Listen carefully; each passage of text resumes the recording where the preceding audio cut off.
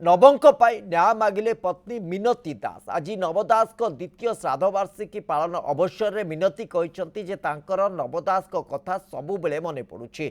जड़े स्त्री स्वामी बहुत गुरुत्व रही है। आज को 2 वर्ष होगला से आरपारी को गले। आज दिन आम बहुत इमोशनाल। बाकी सबू कथा गणमाध्यम आगे दीपाली और विशाल कही सारी। झील दीपाली कथा को समर्थन कर स्वामी को न्याय देवाई सीबीआई तदंत दाबी कर।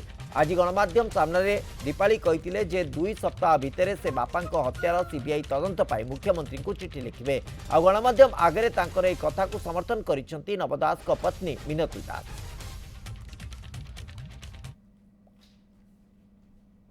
आज्ञा सब पड़े आप ठीक जानते गोटे स्त्री लगे स्वामी केते इम्पोर्टेंट। आज 2 वर्ष है से गले। आज दिन आम घर फैमिली बहुत इमोशनल दिन। से सब मन तो रखिए।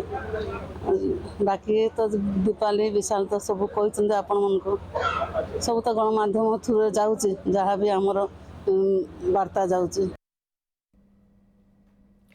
ए संपर्क में अधिक आलोचना करने को प्रशांत महांती पश्चिम ओडिशा मुख्य आम सहित जोड़ी होती। प्रशांत तमाम खबर को जदि देखा निश्चित भाव गोटे पर गोटे कड़ी जोड़ी होची।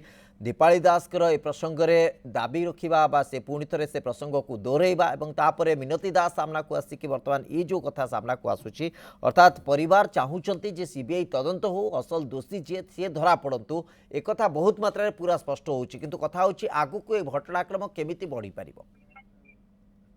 निश्चित भाव में श्रीवत्स कारण जेभली भाव में दीपाली दास प्रतिक्रिया रखी आज सकाळे रखी पूर्वर रखी।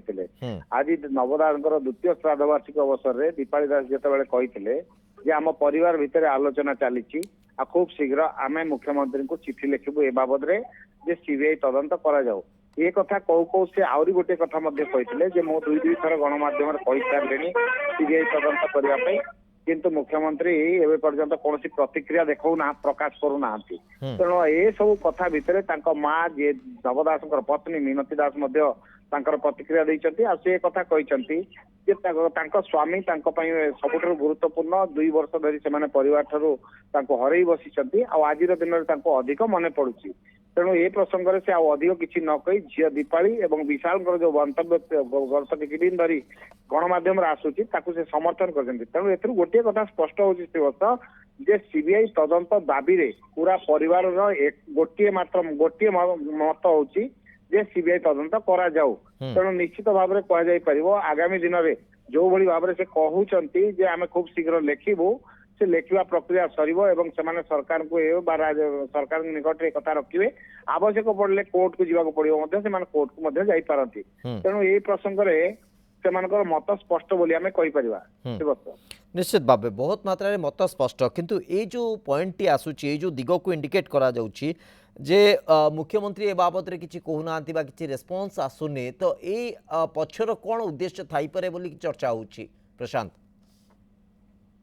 देखो मुख्यमंत्री पक्षर कौन प्रतिक्रिया आसुनी बोलिक जहाँ दीपाली अभियोग कर व्यक्तिगत बयान होता पारे जेहेतु राजनीति में भिन्न भिन्न दल में उभय रही। मुख्यमंत्री गोटे दल प्रतिनिधित्व कर नवदास परिवार पक्षर से गोटे दल राजनीति प्रतिनिधित्व कर। निश्चित भाव में यह एक राजनैतिक बयानबाजी हो पारे जो कथा मुझे पूर्व कही पूर्व बुलेटिन मानक गोटे पटे ए सीबीआई तदंत को नहीं दाबी को नहीं गोटे प्रकार राजनीति गत 2 वर्ष धरी जहाँ चली आज दीपाली खोलाखोली कहते सीबीआई तदंत को राजनीतिकरण न करा जाऊ राजनीतिक प्रसंग करा न जाऊ। किंतु ये बाबद से कथा कहवा बेले जो मुख्यमंत्री को इंगित कर गोटे कथा स्पष्ट जे जो चाप परिवार उपर रोची सीबीआई तदंत दाबी नहीं ए प्रसंग से उठे सरकार कोर्ट को बॉल फेंगा से प्रयास कर सरकार ठारू प्रतिक्रिया चाहते सतरे सरकार कौन इच्छा अच्छी सीबीआई तदंत करने को दाबी दबा तदंत करने ना केवल यह एक राजनीतिक बयानबाजी होती। तेणु निश्चित भाव में यह एक राजनीतिक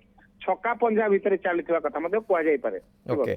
निश्चित भाव आगु को प्रकृत में प्रसंग कोभली भाव मोड़ नौ सीबीआई तदंत नहीं जो प्रकार टणाउटरा रही जो प्रकार बयानबाजी रही तार उपरे पूर्णच्छेद केमिति आउ कौटी पड़ुछि ताकू तो अंततः प्रतीक्षा रहिबो। बहुत बहुत धन्यवाद आपन।